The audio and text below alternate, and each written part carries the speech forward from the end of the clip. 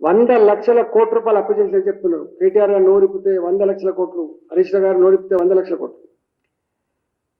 మీకు ఈ షీట్ ఇస్తాను, మాట లేదని చెప్పవచ్చు, కానీ లెక్కలు కావాలి. జనరల్గా ఇక్కడ ఉన్న రాష్ట్ర ప్రభుత్వం అన్ని రంగాల్లో విఫలమై ప్రజలకు దూరమై కాళ్ళ కింద భూమి కదిలిపోతుందని చెప్పి పసిగట్టి ఎదురుదాడి చేసి మోసపు మాటలు చెప్పి కేంద్రం మీద దాడి చేసి పబ్బం గడుపుకోవాలనే నీచమైన ప్రయత్నమే ఈ 100 లక్షల కోట్ల రూపాయలు అప్పని చెప్పి తెర మీద తెచ్చారు.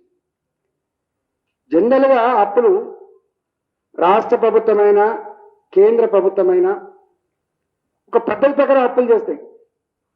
రాష్ట్రాలకేమో ఎఫ్ఆర్బిఎం అనే చట్టం ఉంటుంది, ఆ చట్ట ప్రకారం లోన్ తీసుకోవాలి. ఇవాళ నేను చెప్తున్నది, మొన్న ఆయన మాట్లాడుతూ ఒక ఆయన దొరికిండు, పాత ఆర్థిక మంత్రి అని చెప్పుకుంటాడు.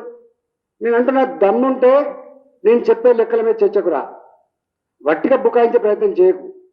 నీకు వస్తే ఇంగ్లీష్ రావచ్చు, నువ్వు చదువుకుంటే అమెరికా చదువుకోవచ్చు, నాలాంటి వాడు ఊళ్ళో చదువుకోవచ్చు, నాకు ఇంగ్లీష్ రాకపోవచ్చు, కానీ నేను చెప్పే లెక్కల మీద తప్పైతే దేనికంటే దానికి సిద్ధంగా ఉన్నా, మీరు వస్తారా అని చెప్పి నేను డిమాండ్ చేస్తున్నా. బుకాయించకండి. తెలంగాణ ప్రజలు ఎడ్డోళ్ళలాగా తెలంగాణ ప్రజలు ఏది చెప్తే నమ్ముతారని, తెలంగాణ ఉద్యమంలో చెప్పినట్టుగా ఇప్పుడు కూడా చెప్తే ప్రజలు ఆదేశిస్తారని చెప్పి ఏదో పాడుదలకు అంటున్నారు. అదంతా కూడా తప్పు.